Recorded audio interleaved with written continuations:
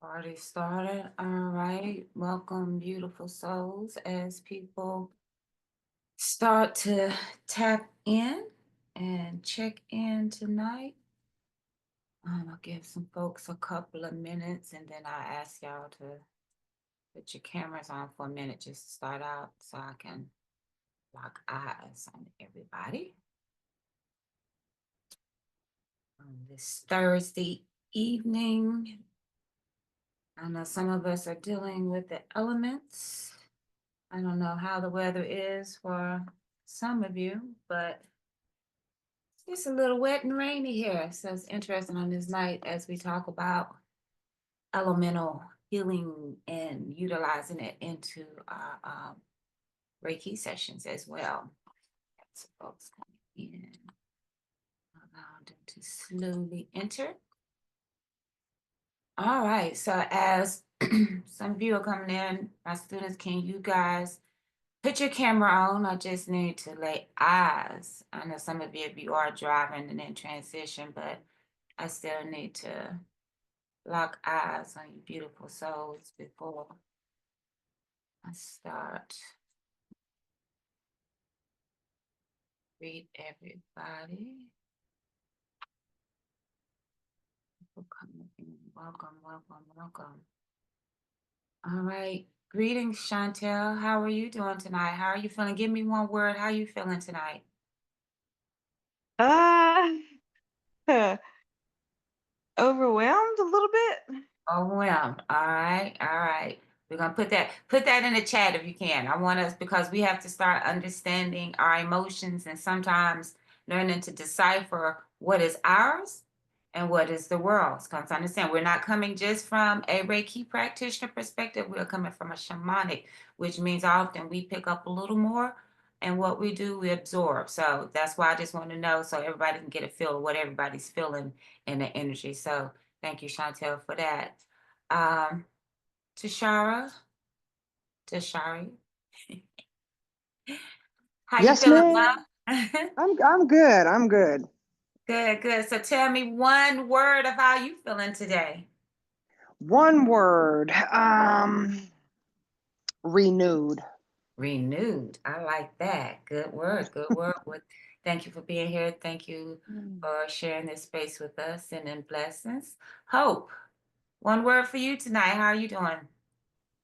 Overwhelmed. Overwhelmed. Another overwhelmed. All right. Put that in the group so we can keep up with that. Wonderful, wonderful. Kim, I see what you put. How you doing tonight? Let me hear your voice. What's going on? Well, That you one know word, I how I know it's was probably hard to feeling. put it on. I know. So I what's put that one word puzzled. that's gonna sum it up? Puzzled. Puzzled. Okay. I like that. We'll come back to that and explore that in a minute. Yasmin, I can't see you, but I know you're there. Can you hear me? Microphone check on 1, 2. All right. Maybe you'll be back in a minute. Yasmin, we'll go to Ashonda. This is Ashonda. We can't see you, Ashonda. You up in the spot. Look, I'm all close, like that's gonna Sorry, help me see. Oh, you I'm in the car. driving. Yes. I'm feeling a little tired or drained. Tired or drained. Since this is your first night on the call, will you just tell everybody who you are, where you are, what you do? Okay. I'm Ashonda. I am in Charlotte, North Carolina. Sorry, let me turn my wipers off. Apologies, I'm just leaving work.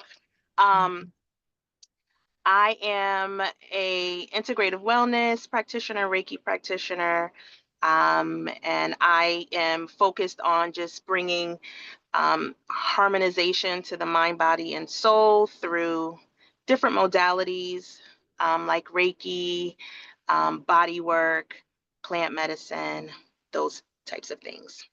All right. Thank you. Thank you for being here. Thank you. Let's see, Jay. Can you hear me? Are you Okay. working? Yeah, Okay. I'm here. I was I know you're trying in to bring all this transition. stuff in the house. Probably somewhere between overwhelmed or drained. Overwhelmed and drained. Yeah, Okay. yeah. I mean, I'm clear it's not mine though, so I am good. All right. I am good. Still feeling the energies. Good. Just yeah, a lot of projection Mm-hmm. of other people's shit Mm-hmm. today, and so it took a lot. So drained, probably more than overwhelmed, Okay. because it Drained. just took a lot to not absorb it and let it become mine, and then now I'm biting off heads that really ain't my energy, you know. Um, so Okay. it just took a fuck ton to stay grounded today. Gotcha. Gotcha. Um, Mm. it just took way too much, way too much. And normally I don't feel like this need to disconnect, like leave me the fuck alone, disconnect. Mm-hmm. And tonight it was one of those, leave me the fuck alone. I'm glad I can pack my shit in this car and go to a space that is going to be quiet and Mhm. only my energy. Um, Mhm. because yeah, I needed that. Because I don't know how Alright. much more I had in me, capacity and spaciousness wise, to continue to not meet them where they were. All right. Well, thank you for Yeah. sharing that and stating your boundaries and putting you first, learning to put your first. So thank you for sharing that as well. And Um, once I'm settled, I'm gonna log in on the computer. Okay. okay. So All don't right. forget to let me in. Gotcha. I see it. Okay. Mm. Yasmin, when we took just checking in, one word that describe how you feeling today. Here. Here. Gotcha. Hey, sometimes that's all we can say, being present, being here. Here. Yes. Thank you. Thank you. Thank you for being here. All right. Sabrina, welcome. Good, good evening, ladies. Good evening. I would say empowered today. Mm, I would say empowered. I had a very wonderful, amazing experience, and um, it's just I keep getting this confirmation, and I'm not sure what my brain is going through. I'm going through a transformation, basically. But today was an amazing day. I actually can I tell the story real quick? mm-hmm, mm-hmm, Okay, real quick. So I went to the store. Um, and my intuition, my gut told me we were leaving the store. I saw this lady, she had the beautiful locks, and something told me to go and talk to her. So I went to her after we went outside. I went to the car and I said, your locks are gorgeous. And I just wanted to give you my card, but I didn't have my lock business card. I had my Reiki card. I had my Reiki business card. And I said, I also do, I do locks and I do Reiki. And then the lady just started crying. mm-hmm. She just started crying, and she told me that she had, her cancer is back in remission. She's back in remission and is back. And this is what she needed. She just needed that today. And I Oh, wow. held her hand. And as I was holding her hand, I just completely felt the energy, and she just felt it. And she was just tearing and tearing and tearing. And then I said, okay, so then contact me. She said, I will definitely be contacting you. And then when I left, then I was crying because I was like, why am I not getting this? Why am I not really, really realizing that I am being used and I need to just be present? Just be present. Well, thank you. Thank you for sharing that. Thank you for realizing more and more of the space that you do take up and how needed you are in this process at all. So thank Yeah. you for that, which is all in divine time as it is 7:11 for me to 7-Eleven. close the circle. So if we just take a moment to get quiet, to get still for us to do our opening prayer Mhm. as we ground. So if you just take a moment and close your eyes or just lower your gaze to the floor, whichever one is best for you. And let's just focus on our breath for a moment. Breathing in through your nose, breathing out through your nose. Taking a moment to bring into all your senses of awareness. Bringing awareness to any sounds that you may hear in this moment. Bringing awareness to the sensation of the floor or the chair supporting you.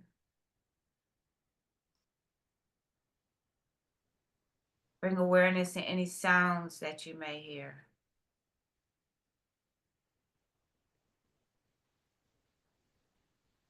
And now just bringing awareness to yourself. Bringing awareness to your body in this moment. Bringing you present, allowing you to release the day, the thoughts, the expectations that you are carrying, to be present here in this space, in this time, in this moment. So at this time, Spirit of the East, breath of the life, winds of change, we call upon you, bringing us clarity and wisdom and new beginnings, and allowing the whispers to guide us as we open our hearts to healing. We welcome air to the south with this fire. Spirit of the South, flame of transformation, keeper of passion and courage. We honor you, ignite us with power to heal, to release, to embrace our true essence, and may the fire cleanse and empower. We welcome the fire. To the west, the water. Spirit of the West, sacred waters of intuition and emotions. We invite your flow to wash over us with healing. We soften our hearts and bring deep connection to our inner truth. May we move with the wisdom. We welcome water. To the north, Spirit of the North, strong and steady earth, holds us, nourish us, grounds us, giving us stability. We honor you. May we walk in balance and harmony. We welcome the earth. And in the center, the Spirit, our hearts, Great Spirit, divine present, that is around us at all times. We call upon you for protection and guidance, that we be the vessels of light, that we may be the pure healing vessels, sacred spaces to be blessed and give blessings, guide us in truth, love, and wisdom. We welcome Spirit, calling it forth through us, divinely through us. Ashe, Ashe, Ashe, Ashe. All right. Okay. So we're here, we're present, we're grounded. Like I initially asked everybody on how you're feeling and what's going on, and always checking in. Sometimes it's great to have tribes, sometimes just to check in to see what's going on in the world. So I also say sometimes use the Facebook group. Sometimes when you're feeling a certain way, you don't know if it's you don't know if it's something going on in the universe. Use that group to speak and ask, hey, how y'all feeling? Because a lot of things are occurring now, and working with the shamanic energy, there's a lot of things rumbling, there's a lot of things flowing through it. So you do have to decipher, is it you? Is it others? You're the vessel that's helping to transmute a lot. So you may be more sensitive. But I ask because in this morning we have to understand collectively, and eventually this is where, as we do shamanic healing, we come together to heal together to help. One of the things we did in Mexico was we did a group channel where we sat and we all connected with water, and just everybody just sat and got the downloads of what we felt was going to happen in the next 2 weeks. And most of the things that we saw at that time ended up happening. It was like people had visions of different things, and then eventually they saw news clips that was the exact same thing. So eventually I just need y'all to remember to start tapping in, because eventually this is where we are in the universe, in the world, where we're needed. We are needed as the healers to help ground, to help transmute a lot. So sometimes you may be heavy, but understand this is where understanding spiritual protection, this is where understanding spiritual grounding, and most important, like what Sabrina was even saying, you got to know when you step out the house who the hell y'all are.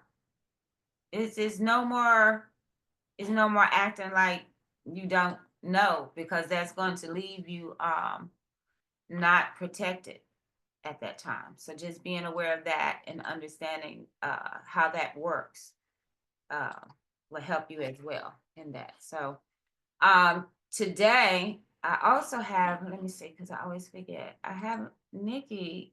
Nikki, you don't have to come on right now, but I just want everybody to know I have one of our other former Reiki practitioners, Shamanic Reiki master, all of that, that will be on board and discussing some things about energy and grounding, how we need to operate in doing this work now and being aware of who we are and also protecting ourselves and challenge because the energy has spiked. I don't know if you guys look at or ever go to the Schumann's resonance scale.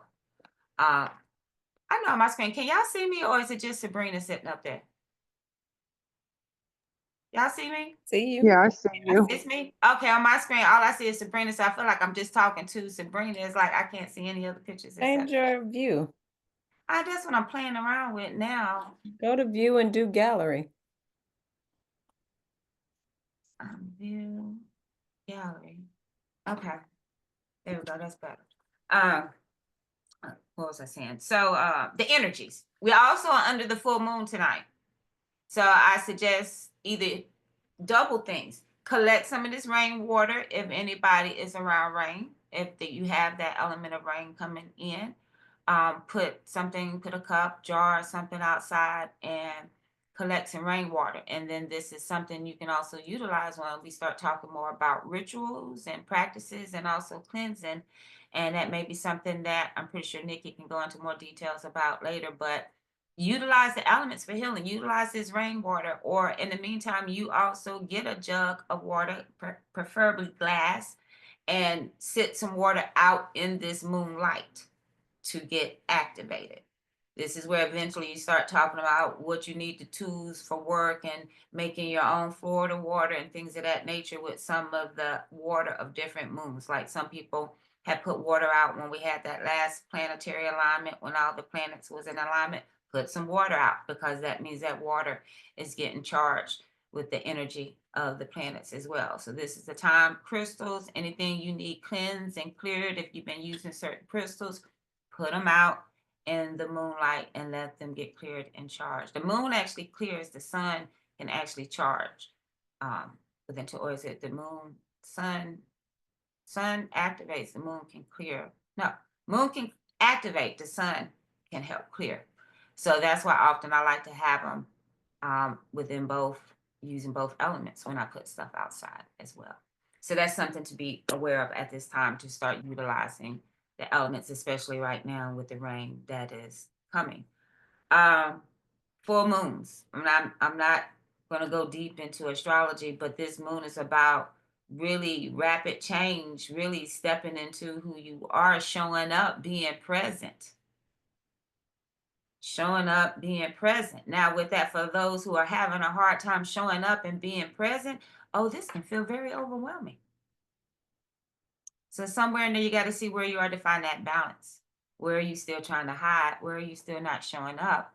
And understand, like Sprinter said, you got to realize you're the light. It's no more hiding. And in this process, many are still feeling like they got healing they got to get to. Stop it. If you're in this course, you're at the point of time of healing. There's no getting to healing. Every day is a healing journey. And I would encourage you more, even at this point in time, with the little raise of hands. I don't know how this thing works. There's a little hand, I think it says raise hand. I need to know who's been doing Reiki work, who's been doing energy work. It's not to put those who haven't been doing it, but I just need to know who's been doing it. Reiki hands. Put a little hand up. Who's been doing Reiki work? Okay. Sorry. Yeah, I can't figure out how to do this hand right now. Okay, but you got your hand up. All Yeah. right. Cool. All right. This is very important for those who may not have been doing any work. You're probably sitting there either you're going to say, I'm busy, I don't have anybody to do any energy work on, or you're still second guessing yourself. It's one of the three. And I encourage you at this point in time, if you want to feel better, you got to do some energy work. Because not, you're going to have to allow it to channel. Now that you're opening up and getting these downloads, if you don't let it out, it's almost another form of constipation. And you're going to start feeling sick. You're going to start feeling bloated. You're going to have digestive. You're going to have the headaches. And all it is, you just need to do some Reiki. So I also encourage, if you are one that says, I can't find anybody to do Reiki. Okay, because there's always somebody you can lay hands on. It's just a matter, do you feel, hey, Do you mind if I share something with you? I need to share some energy work with you. Nobody really says no. So if you're scared to step out there and ask them, that's something within your ego that you are still dealing with. Because I can't imagine there's not being anybody that would be not welcome to it.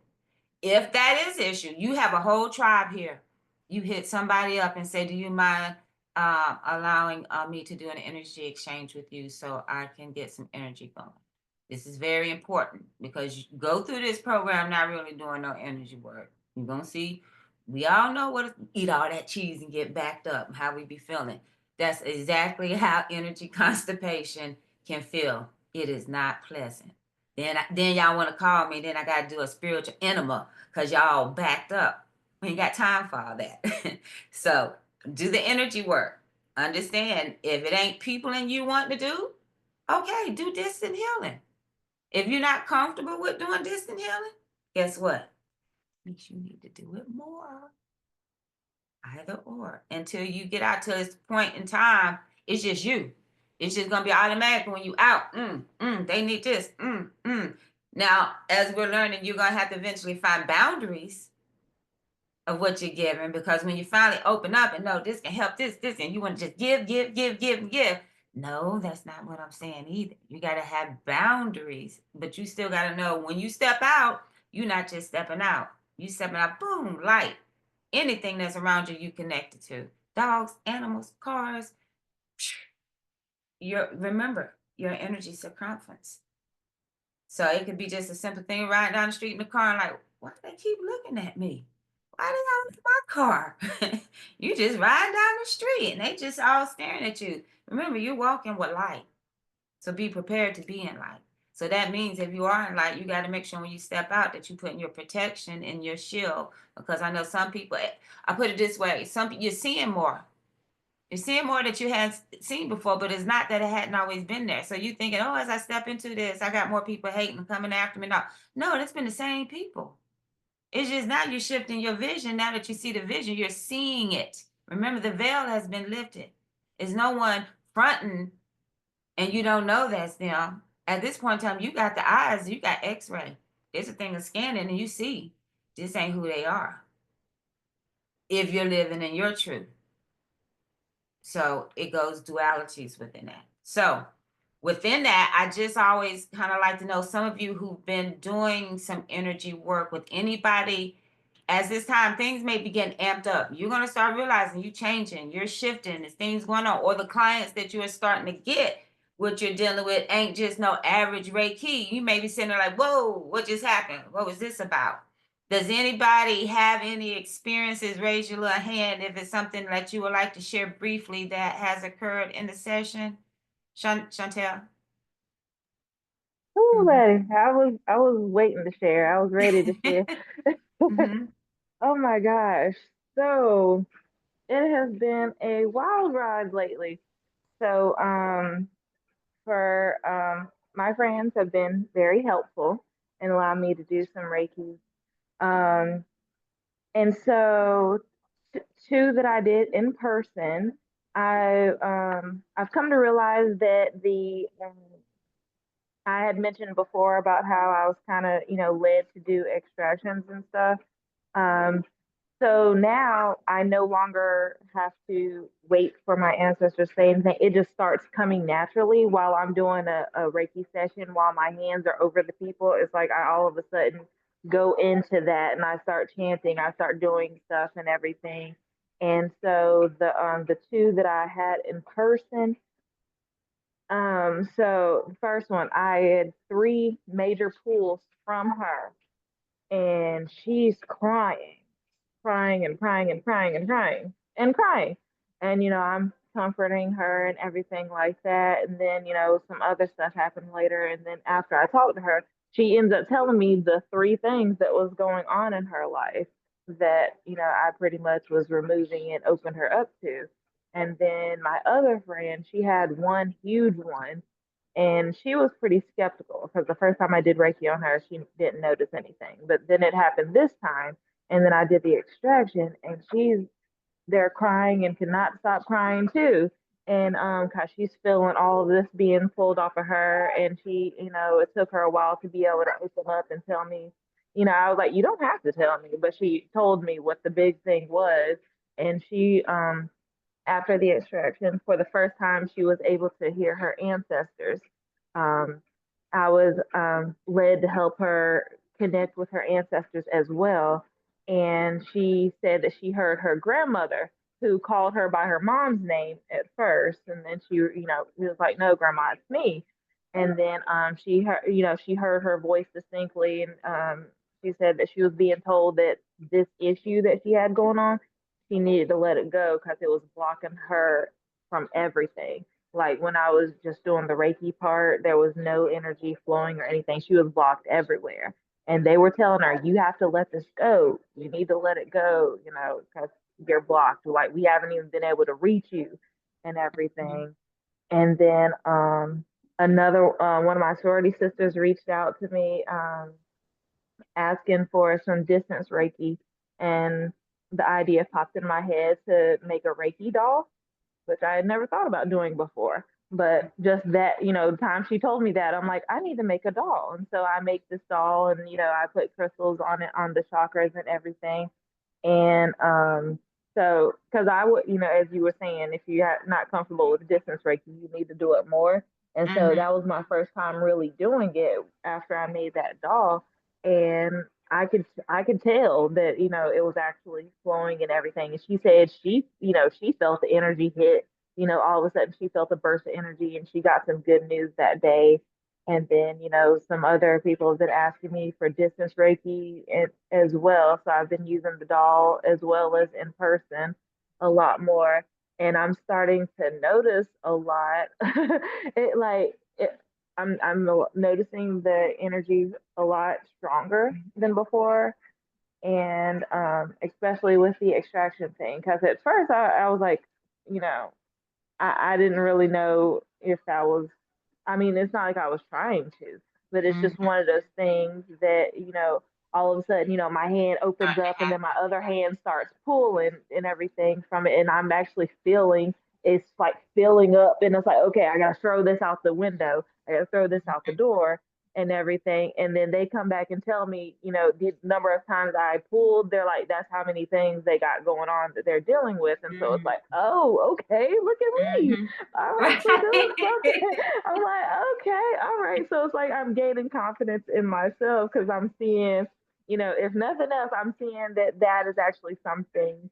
And even with the distance Reiki, I'm, you know, doing the pulls and stuff. And yeah, I told And one of it's my just as friends, powerful doing distance. Once you start doing, you realize it's sometimes more intense distant than it is physical, the work. yeah, and like, you know, I've started to notice even some of the chanting that I'm saying, some of the words are, you know, repeating. So it's like, okay, whatever it is I'm saying, you know, I'm starting to say some of the same stuff. Like when I'm doing extraction, I'm saying the same words.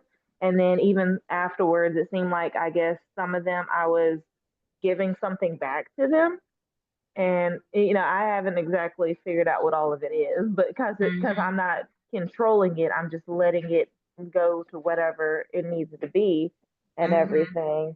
And then like the other day I decided to do a little with myself, just to kind of see what happened. You know, my ancestors was like, okay, you've been doing all this energy work, you need to first rest because you know, it was taking on a lot on me and everything, and I I was was just going to ask you drained. the next thing with you calling in this energy.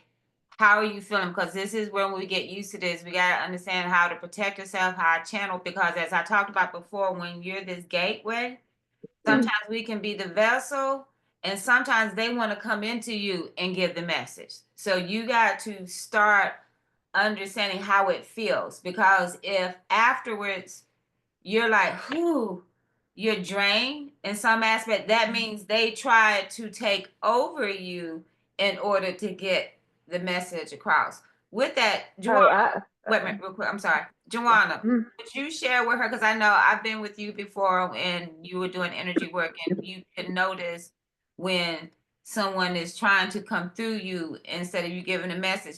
What is it? How can you tell the difference? What is it that you notice so we all can start understanding what is this I'm feeling? Is it one trying to come through me, or are you pulling? What is it that you notice? So it's hard to explain because it happened again recently with someone's grandmother. And I allowed that. So I feel it first behind my eyes. Usually there's like, I feel crazy saying it. It's almost like my eyes stop working. Like something back here, like all the way behind the eyeball, like sitting perfectly behind my eyeball shifts.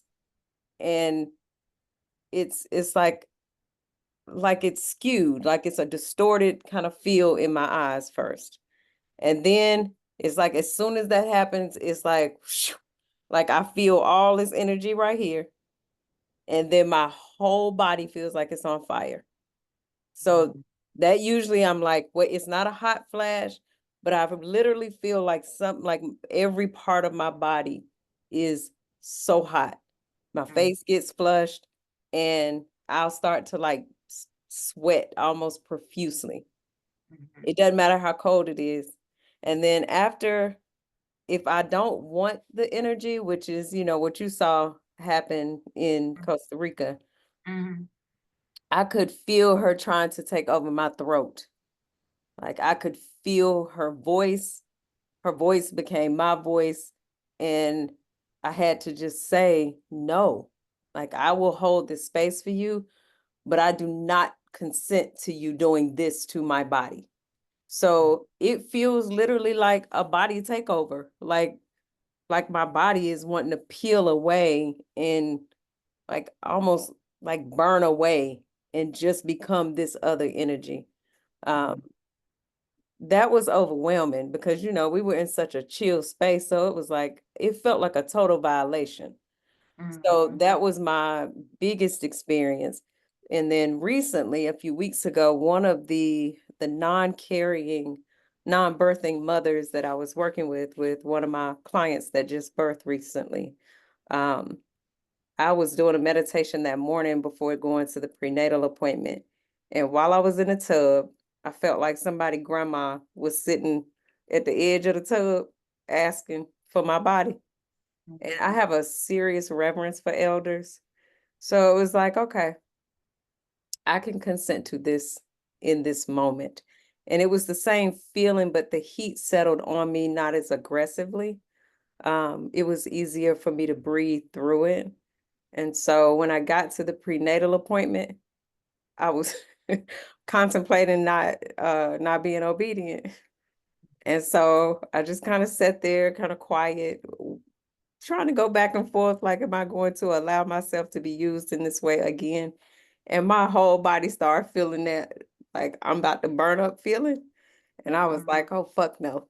So, so I connected to my breath. I took a few deep breaths. I felt the heat on me. And then I just opened my mouth and allowed her to speak. So apparently the sister was battling a lot of grief, had not shed any tears since her grandmother had passed. And we had been kind of locking horns a little bit in the prenatal appointments. And I was just like, not this little girl, but kind of like this little girl is gonna make me gather her up. And that was kind of how the grandmother apparently handled her. But I'm trying to be real professional. But the grandmama was like, no, that's not how we're gonna have to handle her. And so I just opened my mouth and I basically in my spirit just said, I'm gonna let you have your way. And whatever came out of my mouth by the time I finished, the sister was bawling and she just fell, like literally collapsed. I almost wasn't prepared to catch her in my arms, and cried. And she just was whispering in my ear, Grandma, I hear you. And so I remember just kind of blinking a little and, getting back in my body. And immediately my body temperature like settled back into its regular rhythm. But it felt easeful because number one, I consented versus conceding. I felt like I had to concede in Costa Rica to kind of give her that mama some space in my body. But then I was like, girl, you doing too much. Like you're trying to literally to take me over. So I'm grateful that I felt both experiences because now I can recognize when it is an entity that's like they need my touch, right? And I would love to use your vessel to touch them. Mhm. I now recognize what it feels like in a positive way and not like I'm feeling fucking violated kind of way. Because now I understand that by consenting to it and leaning into it, my body immediately recalibrates. Like I found my way back into my body with more ease. I needed y'all support in Costa Rica. Mhm. Mhm. Like you put your hands on me, Chanel, like I needed bodies to come and touch me like, no, girl, stay Wow. here Mhm. and stand Mhm. your ground. Right. Um, Right. but Right. because it happened there and I was surrounded by my sisters I felt the energy, you know, and because it was an elder, I'm sure that made it a little more easeful for me. When I felt it, it was like, oh, I recognize that and I can have this experience today. Right. So when we finished, and I just, realized like, okay, I now have your tears and your snot all over my neck. And it Mhm. was like, oh, okay. So that happened for a moment. Yeah. Um, And I think with that, talked about it. the importance of now understanding two for one in this is the Yeah. difference of when we do energy healing and we may feel ancestors near us is one feeling. Then there's a difference if there is someone or entity trying to come through us. And, Yes. and later on, when we talk about shamanic journeying, that's a different experience because shamanic journey is when we sit with the intentions to go into this space to assist them to release. We're going in. That's when I might often feel what they're going through or feel the pain because you're on the journey. You're going back seeing the little girl or seeing the little boy that needs to be healed, and you're going to that little boy to help heal him to bring him into the now. That's shamanic journey. So still in doing this work, now you guys got to start paying attention to that body temperature or the room temperature change, whether it's get extremely cold, whether it gets very hot, or if it's hot coming from the body, that makes a big difference too. So even though everybody is different, I just wanted you to hear. So sometimes we, like I said, we're learning from each other. So you might have had those experiences, but didn't know what you were experiencing. But I want you to hear it from somebody else and be like, oh, that's what it is. So if it does happen, you're not like, what, freaking out. You're like, oh, this is what she said happened here. So hopefully the words may say embrace it. But most importantly, we have to understand as we step into this spiritual realm, sometimes it's so amazing to us and so powerful, and we're now starting to hear the other side and talk to the other side, and it's kind of like you got to be careful they don't take over you, because now they just excited as you are in this process of being able to communicate. The other side now it's like, oh shit, they see us, y'all. Go to them, talk to them, tapping you on the shoulder, you're feeling stuff, you're hearing stuff. So when you're out in public, you're like, so that's why I say you got to be grounded before you leave, because now it's not the physical you worried about. You dealing with all the other energies because you're vibrating at a higher frequency. So now they are starting to want to communicate to you, as well as your form of communication with those around you should be increasing here too. It should be, I'm thinking about you, and they call. It should be such and such. And they're like, you call me? No, but I was just thinking about you. We're starting to be on a whole different frequency of communication. But most importantly, that I wanted you to hear is how Joanna commanded her space.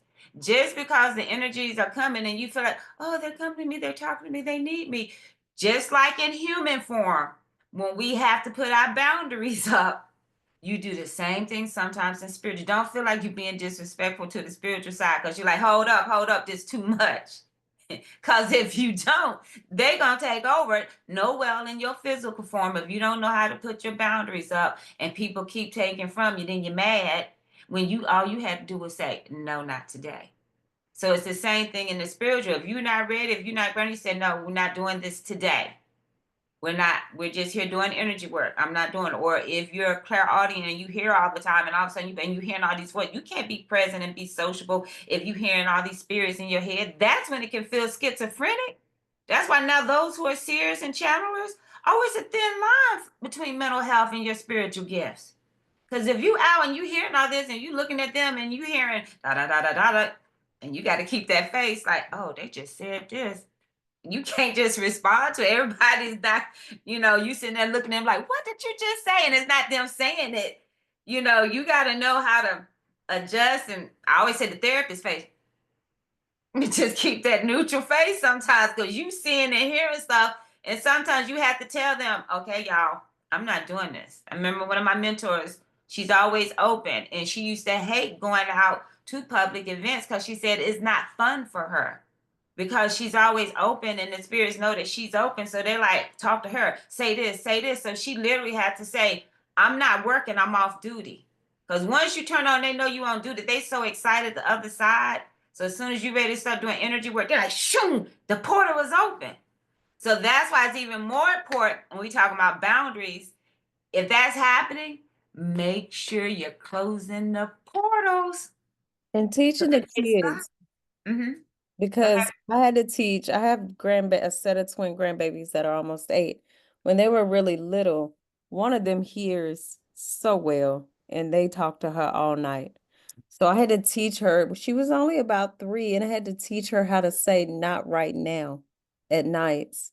So I would lay in bed some nights and I would hear her go, not right now, not right now.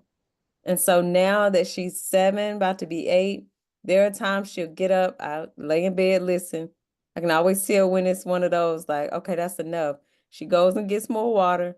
She comes back, and then she'll go, that's enough, and go back to sleep. Mm-hmm. So the next morning she can articulate, like, I was hearing a lot, but it's okay, Nona, because I just said, that's enough, not right now, and I went back to sleep. And so some nights she's more open and she will wake up in the morning and tell me some of the things that, places she's gone, things that she might have supported somebody with. So we have to have boundaries because I feel like we have to teach the children to have boundaries. So I just wanted to say that, like the little Yeah. people, they real open. So Mm-hmm. letting them know it's okay to have boundaries too in that space, I think is good. Yes, definitely, definitely. So understanding your boundaries, clearing.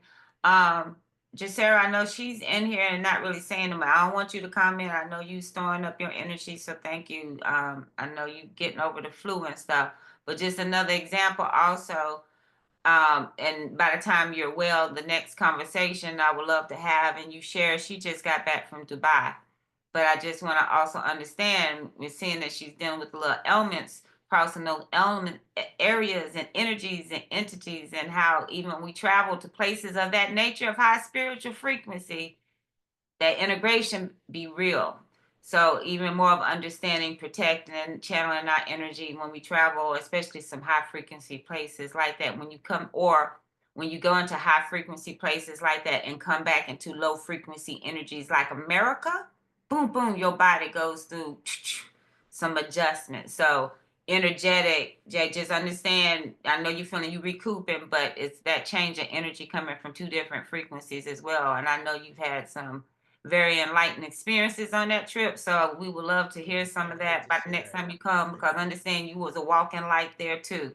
So your energies from there, from the airport, what you probably going through is shedding, because from all of that airports, it's like sponge things just attached to you. So it is the flu, but it also could be a detox and shedding that you're going through. And I'm just hearing for you to get into a tub with baking soda, bentonite clay, um, and Epsom salt. And that's gonna give you a good detox or whatever is still in your body, is gonna pull the rest of it out. Yeah, So that's confirmation. I'll good. just share briefly that that's confirmation. I said I was going to do a cleansing bath, and I will share next time. I absolutely had an experience, several experiences, but one in particular that now I realize my portal was open when I needed to be guarded, and this is part of what I am fighting right now, but it's okay because it was a learning experience, and I'll share once again another time because I don't even want to open what Mm-hmm. happened up at this Mm-hmm. time, but I will share, and I'm definitely going to do the bath. I was led to do a bath tonight, so I'm going to do it. Yeah. Definitely a bath, and then I'll send you some just in healing too, just to help bandage you back up. And it's like coming through a portal. It's like you get knocked around sometimes and bruised up. So sometimes you just gotta get remended to kind of go back out there in that aspect of things. So I look forward to hearing your shares from your experience. Um, Anybody else had any odd experience? Kim, I know you had some. Anything would you like to share with some of your experiences and what you're seeing and feeling at this time with people? Well, one thing for me is animals. Everybody else is talking about people and things, and I feel like ever since the fast, I have not been in 3D. Everywhere I go, I see things that I know nobody else is seeing. I see spirits walking around with people, like people's grandmothers or something that's staying close to them for some reason.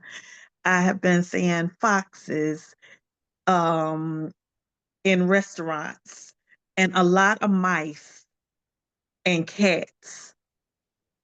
And I'm like, yeah, I don't know what that's about. But they're not saying anything. They make eye contact with me and they just go on through their ways. Hmm. So start paying attention at when you're seeing what's going on in animals, because in next month's work that you got to start dealing with and working with is tapping into what spirit animals and spirit totem animals that you work with or show up. So this is when you all of a sudden start noticing certain Mhm. things in nature or certain animals that happen to be around. And then that's when you go and do the research of what is the energy of that animal.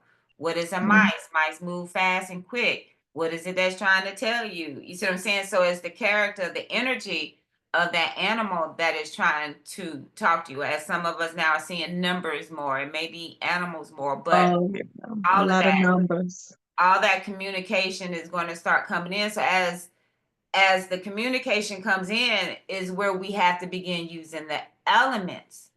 Everything works in alchemy, and understand with each element, water can destroy as well as we need water to live. The earthquakes and destroy as much as we need it to ground and root. So this is where we have to start finding the balance of the elements as well before we even start identifying with our totem animal or our spirit animals. And this is where you start noticing what element you work best with. For those of you who do know, just put in the chat what element is your primary element that you go to or you resonate with. Everybody has one element that you normally resonate with. Got water, it's fire, fire, fires. Okay, water, water. And we got a lot of fire and water in this group. Oh, okay. So those who are fire signs, how did y'all feel with those California fires?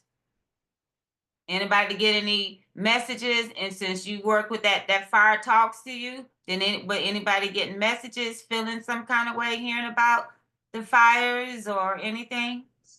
So my moon is a fire sign, is Aries, right? Mm-hmm. Right before the fires took place, I was in a conversation with another healer, and she was telling me what she saw, and we were talking about it. So literally 2 days before the fires happened, we had already been talking about it and holding space for it, because she actually saw it on the map, and she was led to share it with me, and so we went kind of back and forth. And so because of that, not that, maybe because my moon is Aries, I felt some kind of connection there once it started happening. But yeah, it was pretty amazing to see how she, and initially the map, the way she was looking at it, it was flipped, because the way we were looking at it initially, it looked like it was Delaware, but we realized it was actually California. Flipped, we were looking at it the incorrect way, but we realized that. So that was my experience with that. So I felt connected in that way. Good, yeah.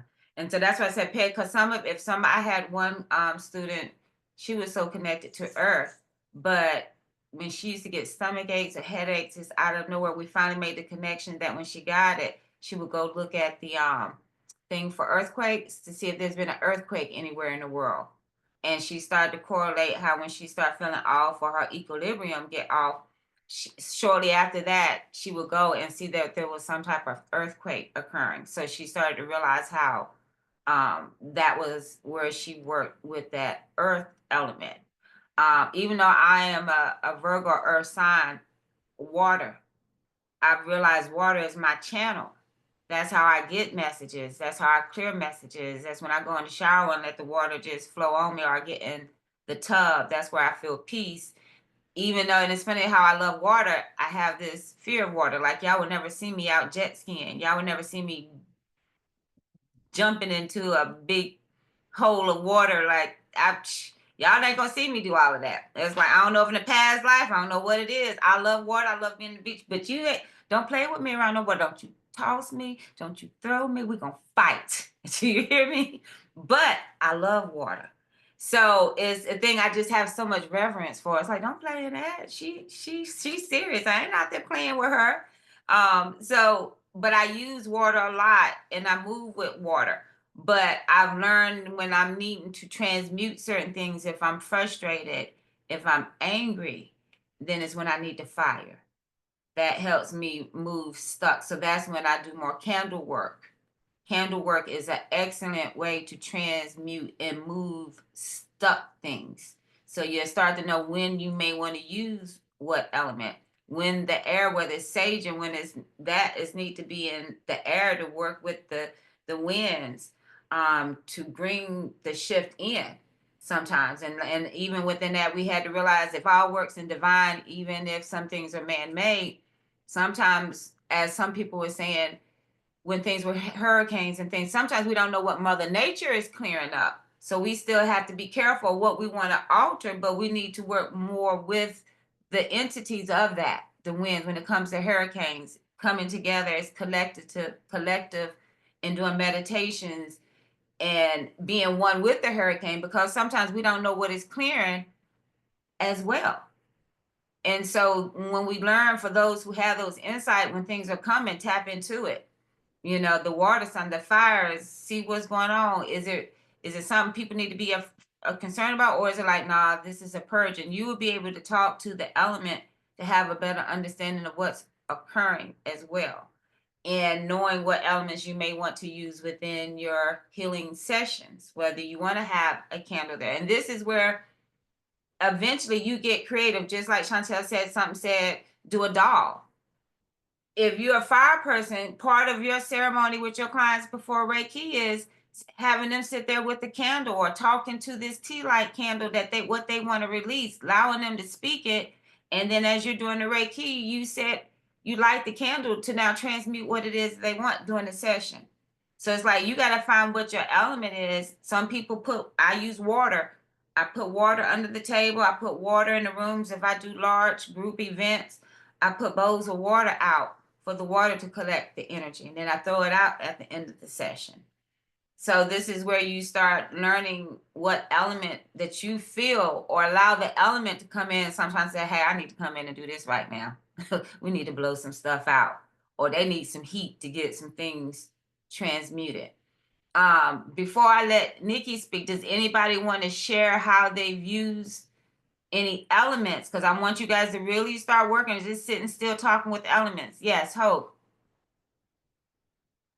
So I did a distance healing session with Yasmin, and I felt called to get a bowl with some water and put some Epsom salt in it.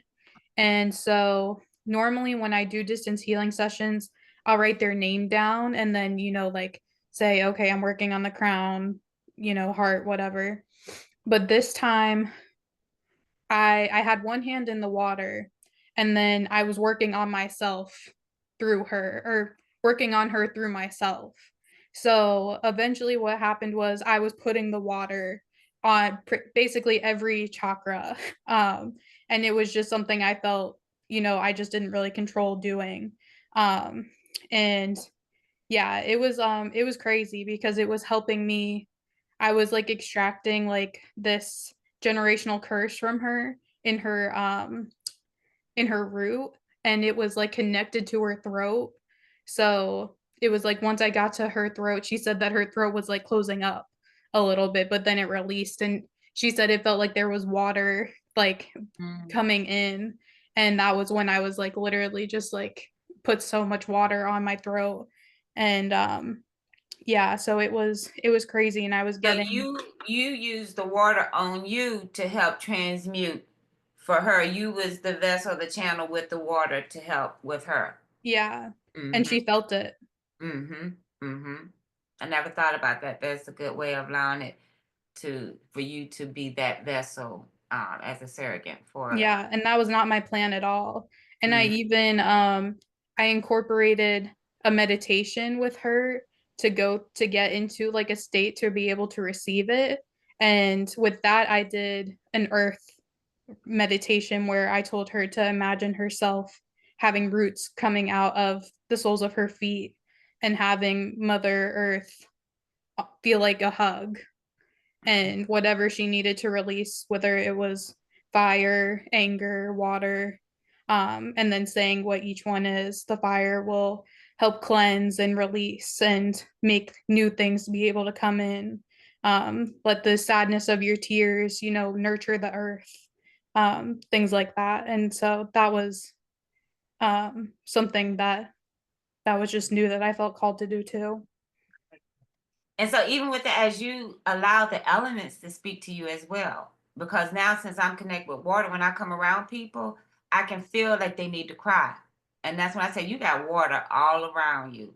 You need to do something with, and sometimes just saying that gives people permission to let it down. Like, oh, she know I was gonna cry. Well, I might as well cry, you know. So, or if you know they're angry and you feel you don't, you know, if you tell somebody you angry and they still trying to act like they not, they gonna like, I'm not angry. Sometimes I say, ooh, what's going on? I feel some fire around you today. I don't say you're angry because a lot of people don't want to associate. I'm not angry, but you can bring out that element. It's you got a lot of fire. And if you know they're coming to a session with a lot of fire, then you can make the intentions of when you're doing the Reiki of using the element of water to help cool them off. And I like what you said. Sometimes you can be that channel. I've seen some people have their hands in water while they're doing Reiki, and it's like that conduit of it as well. So, Yeah. and that's why we use sage sometimes. It's like sometimes we need to bring in to clear the air up. The air gets too heavy when you're in the session. That's the importance of coming in with the sage to clear out whatever it was that you were doing at that time as well. So that's pretty cool. All right, so now I'm going to bring in that is Nikki. Nikita, Nikisha's. Ooh, excuse me. Ooh, your spiritual team like they said that is not my name. Nikisha is a Reiki 1, 2, a Reiki master student of mine. She was in the shamanic cohort last time. Me and Nikki work a lot. Well, she's taught me a lot when we talk about dealing with candle magic and herbs. Her embracing her hoodoo side of her family coming from the church. I'm gonna let her just tell a little bit about herself as we always get to know. Also, I saw you as I saw you sitting in your black because a lot of times we had one mentor that always just got on us about wearing black. As we're light workers, we shouldn't wear black. But one thing about Nikki, this brought she always in black. That's her. That she loves herself so black. But it just brought me back to the conversation, Kim, that we were having. Lilith, the goddess Lilith always wear black. So when we were talking about the different female goddesses and stuff, I just when I saw you, I said, "Oh, you got Lilith all over you." That dark film, that black dark film goddess. So, um, well, hello, welcome, Nikki. Hey y'all. Um, yeah, like I don't know what it is with me in this color black. Like people have been on me about wearing black, and for some reason it always resonates with me. As being an artist, I studied black a little bit and how it draws energy in. So it's like when I do work, I feel more comfortable and I feel more powerful in black than I do in white. I don't know how to explain that. Well, at the end of the day, we got dualities. You can't have dark without the light. We got to realize some work better in the dark as cloaked instead of being bright in the light in that aspect too. Yeah, and because I was listening to y'all earlier, and I do like sometimes people will come to me, and being that I work in the mental health field, I'm around schizophrenics every day. I'm around people with Asperger's that have, mental health issues. And coming into Reiki, I've realized that really, truly, some of that stuff is people that don't know how to transmute the energy that they receive and the messages that they're receiving. Because some days I can talk to them and their minds be clear as day, like, and then 2 minutes later there's somebody else. So I really think, like, with mental health, they're just misunderstood more so than anything else. Kind of like they're stuck in between, and I don't know, whatever path they chose, that's their path. But for me, like Asha was saying, I came into Reiki.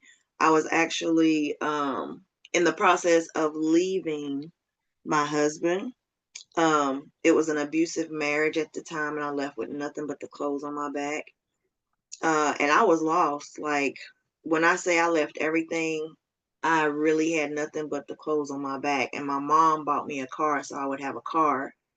And that's what I slept in for, a little minute until I got back on my feet, because I've never been one to not find a nickel somewhere. So, hustler by mentality. But I met Asha because, being an artist, I was doing events. Somebody said, you need to go to her event. So I hit her up, got a vending spot, and we've just been attached ever since. Reiki really changed my life because I really was lost. I didn't know who I was. I was confused because I was trapped between the church and spirituality, and questions about God and all kind of stuff. Because even though I grew up very much in the church, I was that person in the back in Bible study, like, I had a question.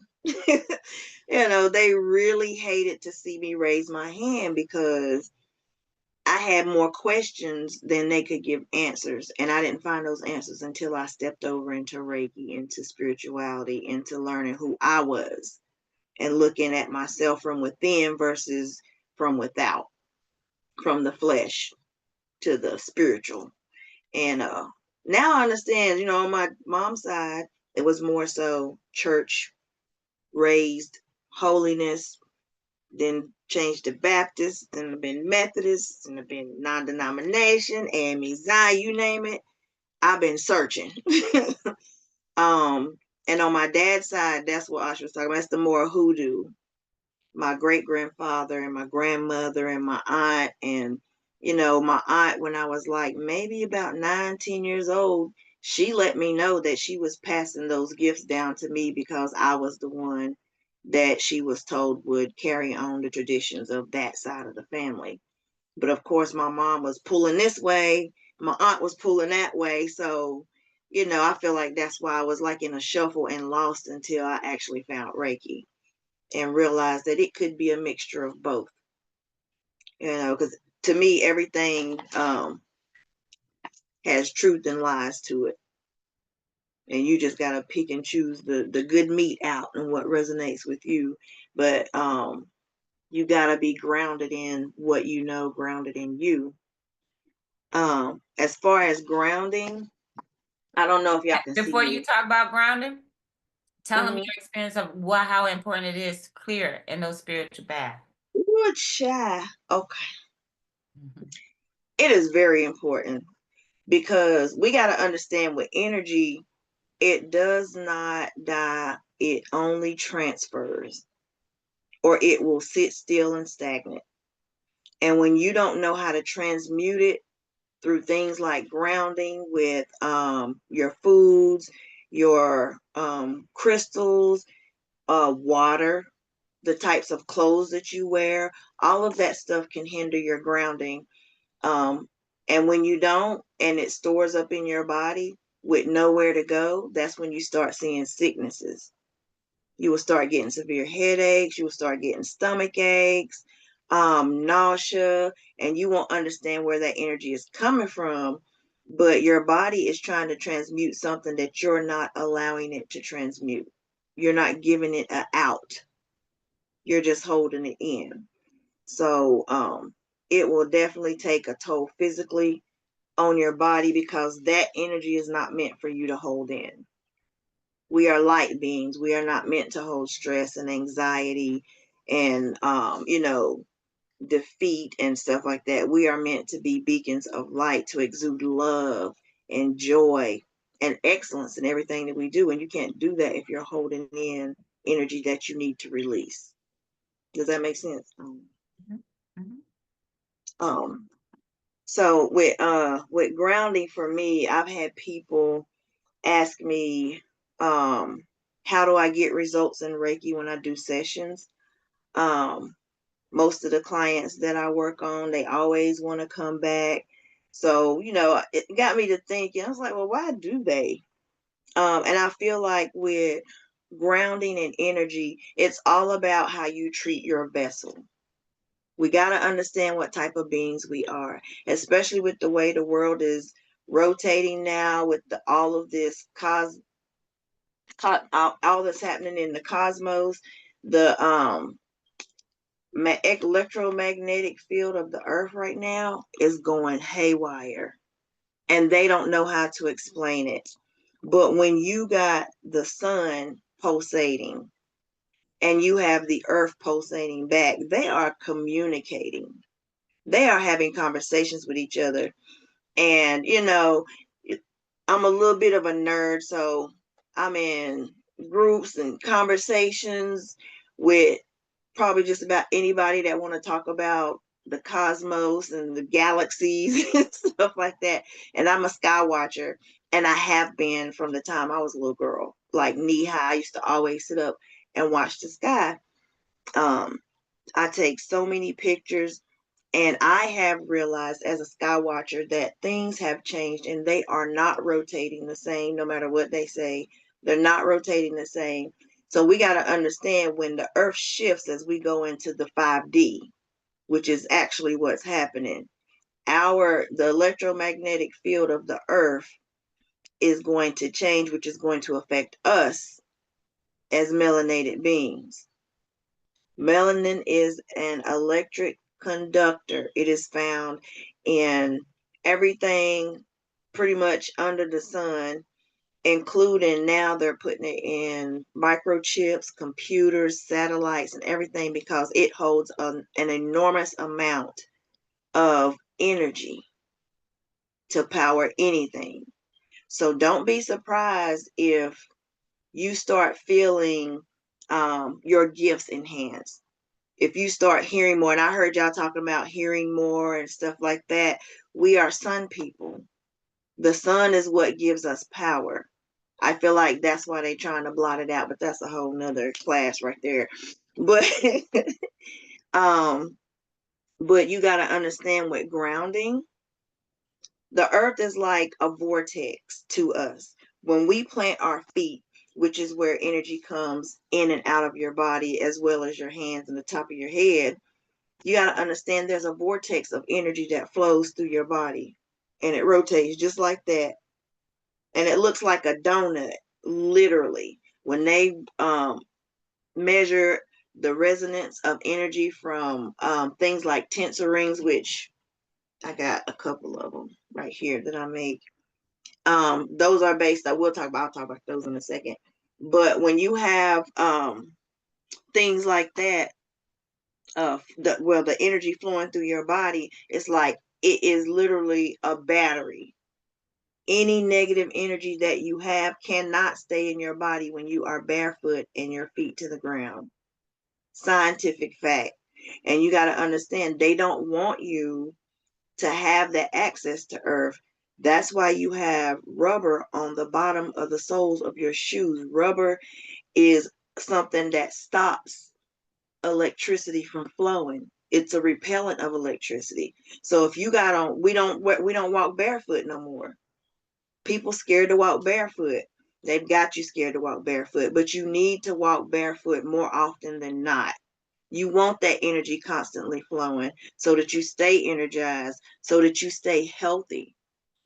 Because if you're grounding, your body begins to heal itself, whether you're asking it to or not, because that's the law of attraction. You're standing and grounding, and that energy is flowing in and out of your body. So when you ground before you do a session, before you do any healing work, it cleanses you of any negative energy that you've picked up along the way. Because you got to remember, we're empaths. We feel, we're sensitive to everything. And even if you don't want to pick up energy from somebody, you're going to pick it up because you're an empath. You're going to feel it. Even if you ask that, I don't want to feel it, you're going to know something. You're going to feel a little bit. So you still got to protect yourself whether or not you want to feel it. Because to me, just because you say you don't want to feel it, that's what you're made to do. So you still got to protect yourself, and you can say, I don't want to feel it right now, but still protect yourself, because there is residue. There is such a thing as residue energy that will stay with you. And that's why sometimes when you cleanse yourself, you still feel a little ick. And that's because you need to do some more. You've been around somebody that you thought you cleansed from, and some of their residue is still on you. So you got to learn how to speak to your energy, because energy is alive and very well. You definitely have to speak to your energy. And before I do a session, I always say, I command, compel, and code my energy to do whatever it is I need to do.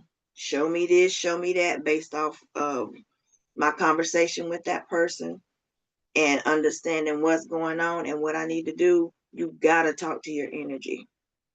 You can't just stand up there and hold your hands over somebody and not talk to your energy, because you are the vessel. You are the vessel. You are the tool that's being used by a higher source. So in order for you to use that energy properly, you have to make sure that your vessel is on point. Grounding doesn't only mean standing in dirt. It's what you put in your body, what you eat. It's what you eat spiritually as well. What are you feeding your mind? You can ground by feeding your mind things that are grounding. Like things, read positive things, listen to positive music. But you got to remember, sound and frequency is energy too. That's why when we hear drums, you can't help but them shoulders start jumping. You can't help it, because your body is resonating with that frequency. And that's what's going on with us now. That's why we're starting to feel like little headaches, hearing more, little nausea, little aches and pains here and there, because your body, your light body, is recalibrating to the new frequency of Mother Earth. Because that frequency is changing fast. And if you don't keep up with it, you will get sick and you will be stuck in 3D. 3D is where you hold your emotions and all that stuff, and you don't know how to control things in your life. You're still in your ego. You don't know how to forgive. You won't forgive. That's 3D life. So now, in order for you to resonate in 5D, you have to have that 5D energy and ground in 5D. So you got to forgive. You got to let go of things. And it's the hardest thing for me to do right now, because I am taking care of my mother, who has early onset dementia. And we don't have the best relationship. But now I know that my job is to transmute any negative energy into love and give it back to her. Because you got to understand, no matter what you've been through, you still need love too. And in order for me to do that, I got to ground on a regular, because of the relationship that I have with her. So that's where the real test comes in, with whether or not you'll be able to handle what you're going through right now, or what you want to be as far as with the Reiki. you're going to have to tackle the toughest things, and you're going to have to be able to transmute that through grounding. And that's like the number one thing. You got to ground. And also breathing, what people don't understand is breathing is grounding as well. If you can't get outside and hug a tree or get in your garden or put your feet in the dirt, you can do breath work. And that's one of the things that I have been doing that I absolutely love, because when you breathe, we don't realize we talk so much throughout the day that we don't even take enough breaths to feed our bodies what we need. You can literally live without water and food just by breathing if you learn the proper techniques. Breathing will sustain your entire body with every nutrient that you need for every cell. And there is a guy right now that has been 5 to 6 years without food, only breathing techniques every night. We got to understand who we are. We got to understand who we are and what our purpose is. We are being awakened right now. So we got to do what we need to do to walk in our path. And you can't walk nowhere with your feet without grounding. That's the way you get there. Your path is grounding. Those two go hand in hand. And I guarantee you start grounding, your sessions with people will enhance. Energy will flow through you more. Because just think, if you have not been grounded and you go try to do a session, energy is coming from source through your crown. How is it going to get to the rest of your body to come through your hands to heal anybody if you got blockages? You got to learn how to cleanse before you do any healing work. Also, with the breathing, I do and I can only tell you about what I do and how it enhanced my sessions. But my breathing, I do the 4-second breaths. I do at night before I go to bed, I do a set of breathing exercises. And I've been doing that probably now for about 3 months on a regular, like every day. And it's the 4-second breath, and it's just breathing in a deep breath and holding it for 4 seconds, and then breathing out 4 seconds and holding it for 4 seconds. So you're literally breathing in quickly. 1, 2, 3, 4, whatever. Hold it 4 seconds. Breathe out 4 seconds. Nikki, why don't you guide us on that? Hello. Sometimes people need to do it in order to understand it. Why don't you take us through that breath so we can totally understand what that is? And I also do this before I do Hape. I do a 4-second breath. I'll either do that breath, or I'll do hold one nostril for 4 seconds and then switch to the other nostril for 4 seconds. And I'll do that for maybe like 5 minutes. I don't really count those. I'll set my timer. And that is just calibrating your body to breathe in that energy and release any negative energy that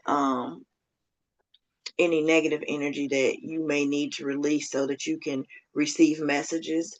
Because when you what happens, okay, before I do this exercise, let me tell you what happens and why I do it.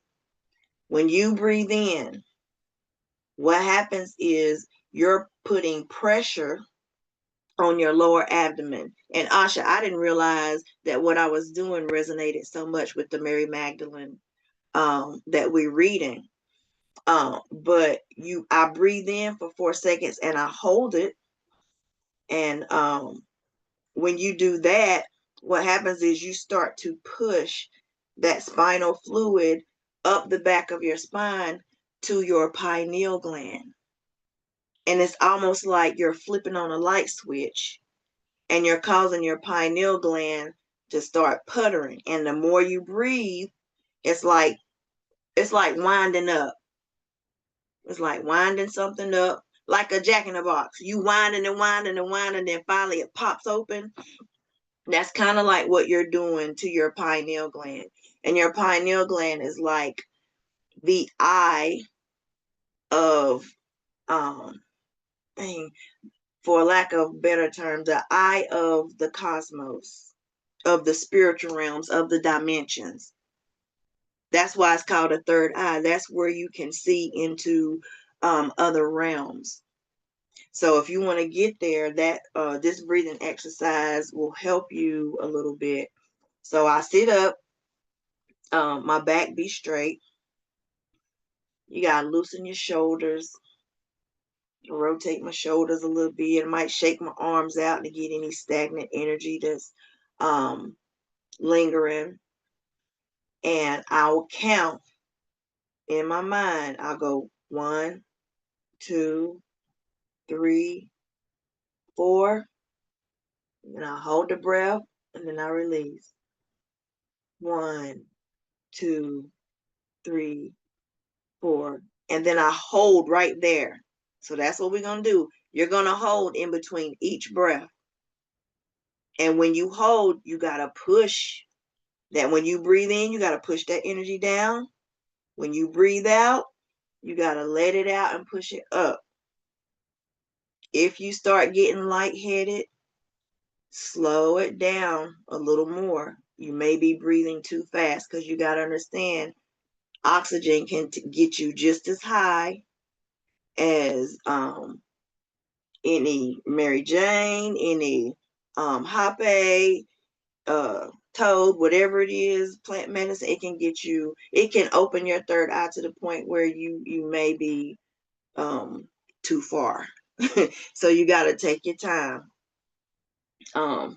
So we'll start on my count.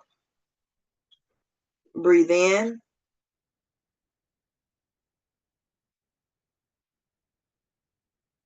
Hold it.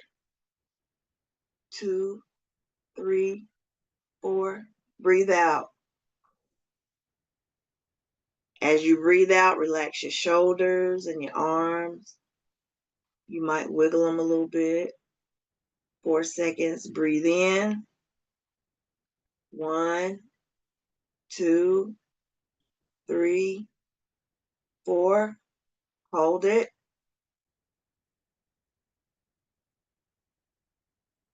Breathe out.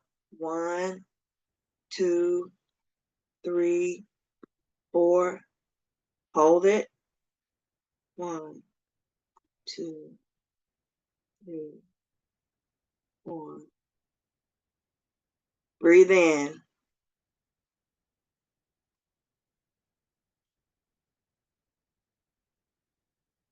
And it's like you kind of get in a rhythm after a little while. So as you go, that was just one round. Sorry. But as you go along, you will start to feel your body become more relaxed, and you don't have to count. You'll naturally do it. And once you get to the point where you naturally do it, you can just start speaking to your air as you're breathing in and out. Like, I breathe in peace, love, joy, happiness. I breathe out hate, anger, regret, and fear. So each second could be something different that you speak as you're breathing out. But that circulates energy throughout your body. And once you get to a point where you feel completely relaxed, then that's when you can go into your prayer and your meditation, or however you flow with your spiritual team.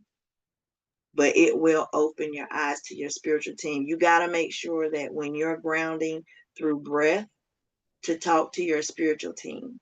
Let them know what it is that you need from them. And you'll find that there's one of your spirit guides that will come through every time more so than others. And it might be through, voice. It might be through sight. It might be through vision. You may start speaking in tongues and understanding what you're saying by interpretation. There's a lot of ways that your guides can come through. For me, it's my dragon. My dragon been coming through a lot lately. A lot. And my grandmother on my mom's side, she has been coming through. But I know why she been coming. because I got my mama with me. And Nikki, that's your spirit animal. The dragon is your spirit animal. Just tell briefly how you finally realized that's your spirit. And because this is what I want you guys to start paying attention to, what element, what animal, what spirit guide, because that's also going to help you doing just how we have our spirit guide that helps us. We also have spirit animals that are our guides too. So how do you utilize your dragon? So what's so funny is that my main element is air. Um, However, when I use air, when I do Reiki sessions, I might blow, and people always say my breath felt hot. First I kind of took offense to that, but but I understand now where it's coming from. And during a meditation that I had done, um, a dragon came to me, like plain as day, and it was like had a little mist behind it, and she just came up and looked at me, and then she leaned back, and I was like, oh snap.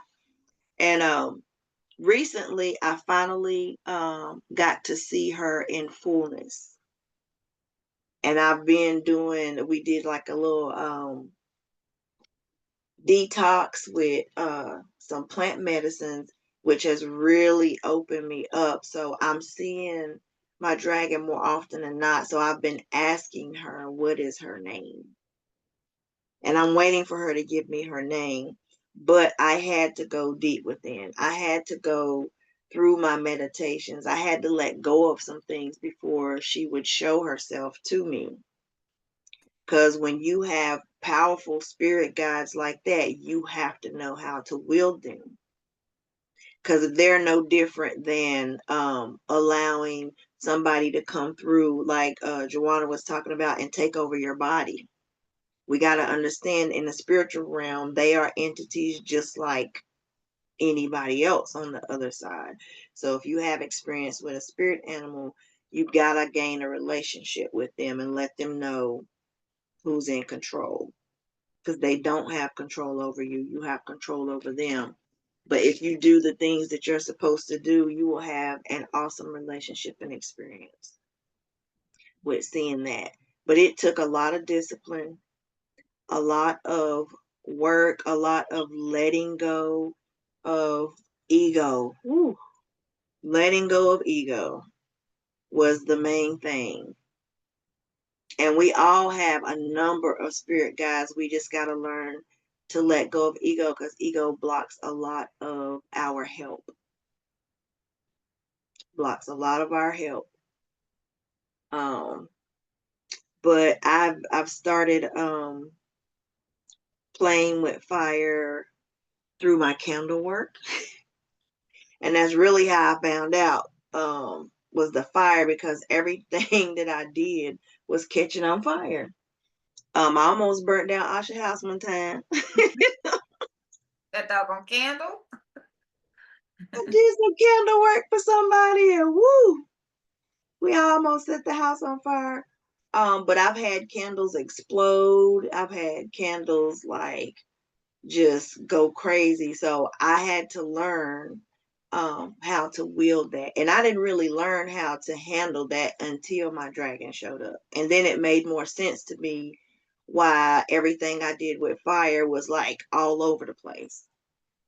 But now I have better control of that, because I love working with all the elements. Actually, I work with air, fire, water, and earth. I got dirt from my ancestors' graves. I always keep water on my altar. I'm always burning candles and incense. And I call myself air, because that's my sign. Everything around me resonates with air, from the number 7 to when I was born, to everything around me. Even my Orisha, Oya, resonates with wind and air. So I know what my main element is, but well, that dragon been like, mm-mm. Mm-hmm. And I hate we don't have Anya on here. Anya was one of our shamanic cohorts last year, and what I'm seeing, not to make y'all nervous, but as we approached this year from the last cohort and what they shifted and transitioned, but Anya was one that realized she deals with the dragon too. Anya, unfortunately, I'm not gonna say unfortunately, it was very fortunate because we learned, end up her house caught on fire. And we were like, where did it catch on fire? And it was at her altar. And we were like, well, what you was working on? What was going on? She said, I was manifesting. I was working on money. And unfortunately, even her money that she had saved up, the cash, all that got burned up in the fire. So it was like stripping things away. Her dragon, we were like, you had to tame that dragon. But in the rebirth, on the other side, you know, like all the things that she was manifesting, boom, she done landed her job, Wells Fargo. She moved out of that place and now she's in downtown in a high rise. It's like, whoa, that was major transformation from that. And so, like you said, understanding your spirit animals, keeping them up. You got some bees, they can't be out here just wrecking shit. You know, they gotta be tamed. You gotta work. It's kind of like you gotta work with them because if they're your protector, they coming out, wow, and you got like, whoa, whoa, whoa. You gotta learn to work together. So just start paying attention to that. Kim, you was asking, want to ask something? No, you just answered like something huge for me with that about Anya's dragon because me administering high pay to Anya brought forth her dragon the whole time. I thought the snake that was surrounding me was Kundalini and my spirit animal was a snake because during high pay we ascended. She took my snake and we flew together. So you just confirmed And the something. snake and the dragon are really kind of almost in the same Yeah. family. And some, Yeah. Yeah, yeah, yeah. They are definitely cousins, if not brothers and sisters and aunties and uncles. You know. And it's like you were saying with the bees. I don't know if you remember we went to Puerto Rico. And those bees kept floating up in the water in front of us. When I got back to work, my job had been invaded by bees. They had to shut down 2 days on my job to exterminate the bees from the building. They were, when I went in, they were all on the floor and everywhere. And I was like, oh my God, Asha. The whole building had been invaded by bees on the same day that we saw those bees floating up in the water. Which goes back to now, you know, how sometimes we don't know what we're looking at. I went back because of my association with bees and the spirit animals and how they work. I went back and had to look at the movie Beloved. Remember that scene when the bees came out from and all of that? I had something said, I think it's some messages to that. But I had to go back and look at Beloved because it was something to that whole thing with the bees and whatever that spirit that they were dealing with, and all the bees came out, was it the mouth or something of that nature? But you got to realize the significance of the stinger, but just because it can sting, it can give you life. It depends on, and the bees, if you're in harmony, they don't mess with you.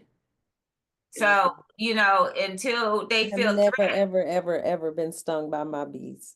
And you're a Other beekeeper, people and that have says been a lot about stung your by energy. my bees, but I've never been stung by my bees. Yep. And it was there to me, it was very transformative. So like last year or 7, 8 months out the year, I didn't have a car, I didn't have any transportation. But when every day when I used to go to the light rail, it didn't matter what season it was, the bees would come, they would either come sit on my purse, they would follow me into the light rail, people would be swinging. One guy, it followed me in, and he was to my left, and he actually swung and hit it, and it flew and it landed right at my feet. And I sent it some energy, and it got back up, and it flew, and then it went into to the back of the cart. But yeah, every day I was like, what is it? So yes, last year for me was with the bees. Yeah, it was a lot. But I never felt threatened. Right. I never felt threatened at all. The one, and if you're in harmony with the bee, that says a lot about your energy. Yeah, they would just. But they don't see you; they feel you. Yeah. Remember that they can't see you, they feel you. So if they landed on you, you in equilibrium with the harmony of everything else for them to feel comfortable to land on you. Is when all of a sudden you send that joke of fear out, they feel that and they're like, oh shit, attack. They're not don't even know it's you they're attacking. They just know whatever it is that's shot this energy out. Now it's time to attack. So even understanding bees and learning how to become one with it is the same thing in life. If you're gonna be a queen bee, you're gonna have all kinds of things that can threaten you. But you gotta know you got the stinger, but that don't mean you always got to sting, because once you sting, what happens? Yep. Yeah. It was very You know? transformative.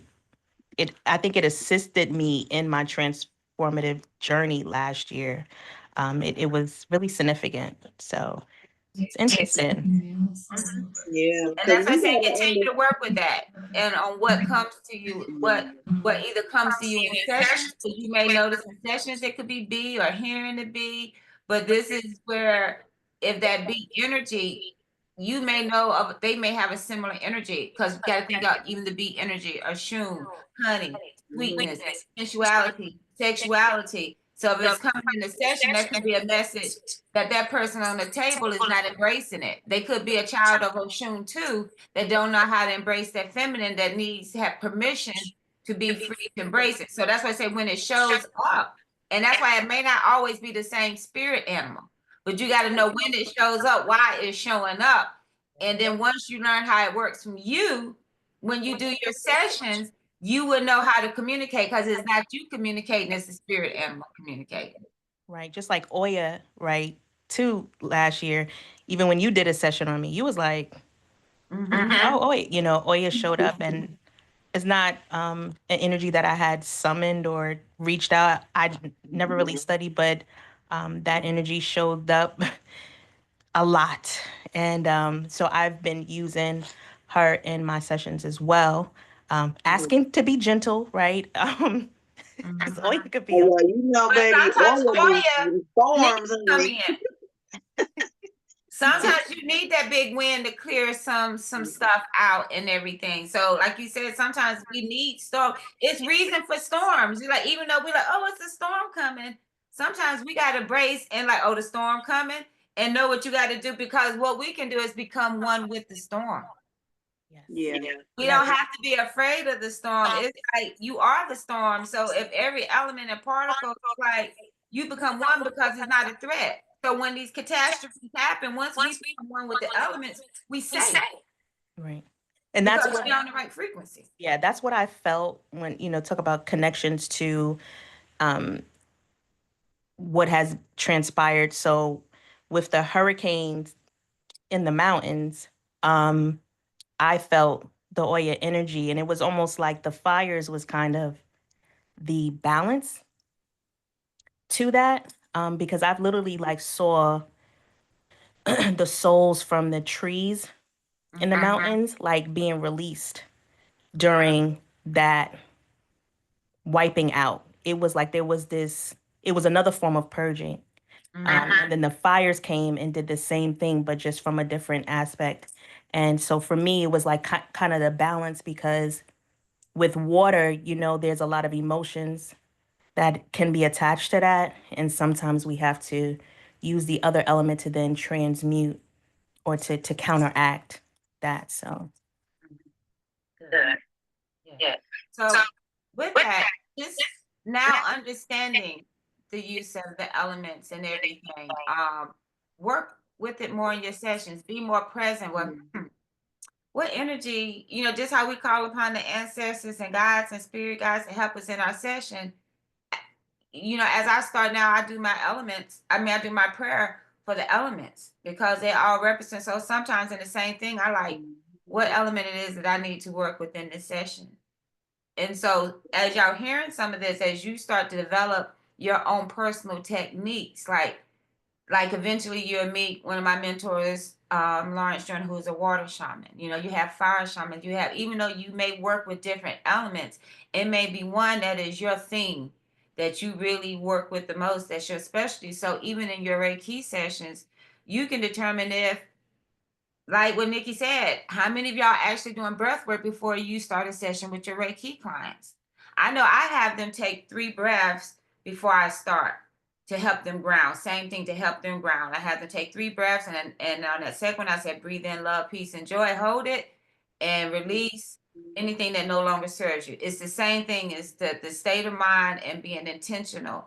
So you could take them through a 10-minute breath exercise before you even start. If you're a yoga teacher, do some stretches, do some movements, and because that helps the ground when you move your body. And then finally, when you're still, you can drop into your body quicker, for especially for those people that be in their head in Reiki, that they can't be still. Then they may need to do some stretching, some movement or something before they even start Reiki to get into their body.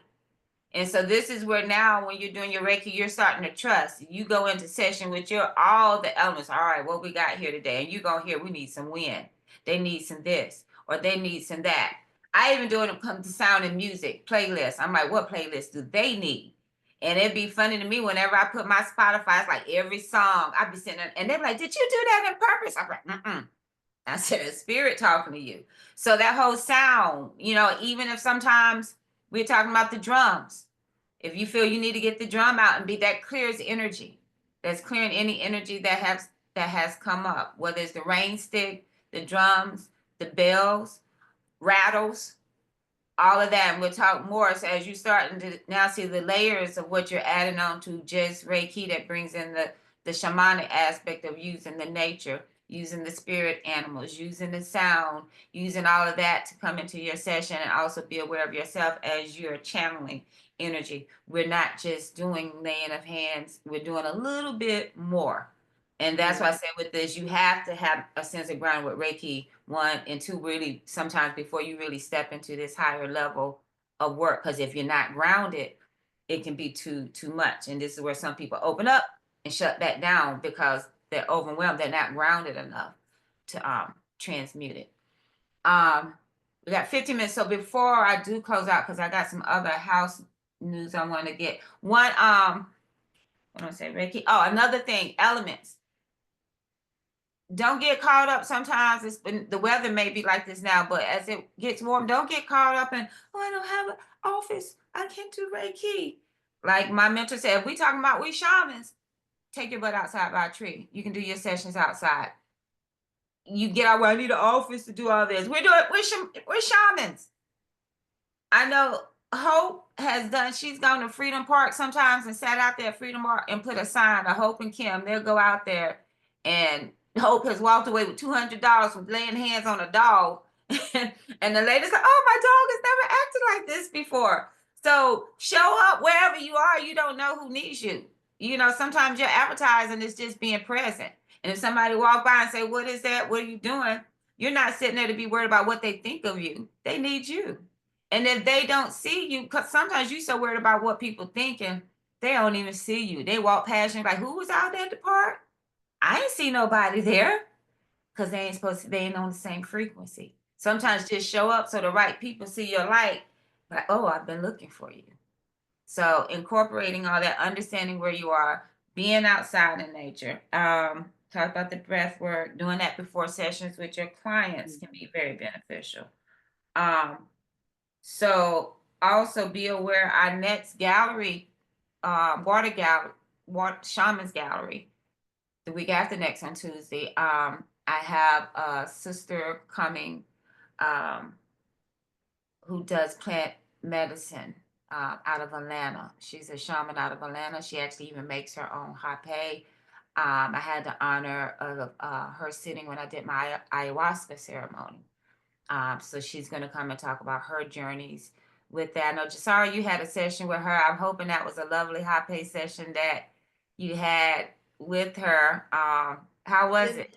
It didn't happen. It never happened? Oh, because okay. it was snow here. Okay, got it. So all in divine. It may be good after you get done with all that to clear all that out your sinuses. Yeah. It'll be a good session. So anyhow, she'll be aboard Zima. Is going to come and talk about the journey of plant medicine and different medicines. And then even seeing how much of an interest that you guys may have in case we need to do a plant medicine journey. Real quickly, Kiana, one of my last year's cohort students, is on board. I just wanted her, I don't want to rush your story, Kiana, but would you just say briefly who you are, your journey with Reiki, the whole shaman, and how it's impacted your health? As we have different people on here, we have nurses, different professions. So I need them to hear your story. So as they go out and be the Reiki practitioners, shamanic Reiki practitioners, they need to understand how it impacts different people in the medical aspect. So if you would share your journey real briefly, quickly, and thoroughly. Okay. I have been attuned since 2018, and I did the shamanic Reiki attunement last year. And I myself personally, I have sickle cell anemia, and I haven't experienced a crisis. I hadn't experienced a crisis for 7 years. Yeah, 7 years since I've been attuned. I did have a crisis in November. I don't like to act like I hadn't had one recently, but it was definitely very obvious why I was having it. Um, I was getting a little spanking from spirit, basically. Since I have learned that I really like to incorporate music. I often hear music now, and I like to dance. I've danced with my Reiki. That has helped a lot. Um, Once you step into the shamanic Reiki, it's kind of like go ahead and choose this healing journey that you're on. Turning back will make your chokeholds tighter, much tighter. Okay. So if you're gonna do it, be serious about it, commit, do it. Or else you're gonna make your journey a lot tougher. Um, but it has changed my life. And I've learned that a lot of our physical pain, it comes from our emotional and mental uh, traumas and things of that nature. So when you heal that stuff, it really does help heal our bodies. One of my sisters said to me this morning, Kim, that my healing is inside of my healing. She couldn't have been no more on point, y'all. So yeah, that's what I would have to say. I have not had a pain crisis, and if anybody knows anyone with sickle cell anemia, you know that's a very painful disease. A lot of my peers with sickle cell anemia walk around in pain pretty much every day to some level. On a pain scale of 1 to 10, they're at least at a 5 on a daily basis. My doctors are super, what's the word I'm looking for? Like shocked when they constantly ask me month after month on my visits, am I in any pain today? And it's always 0. They're like, no, not a 1 or a 2. I'm like 0. I am good because I'm able to heal my body from the inside. So I am not a nature girl. I never had been a nature girl. I love going out in my backyard. When I tell you like the trees, the wind, the water, the earth, it's great. It works for us. It's natural medicine. It's plant medicine. It's earth medicine. So yes, welcome, ladies, and no turning back now. Don't and remember I told you. Right. Don't forget, don't say did nobody tell you. No, yeah, I told you. So good, good. So does anybody have any quick questions about anything that they've heard? And there was a lot coming in, and some you've already been doing and just didn't know that it made sense. So hopefully now it'll take you in deeper to want to. I always say you play around. It's a dance. Play with spirit. It's no different as you go into trying to dance. You can't go in trying to lead.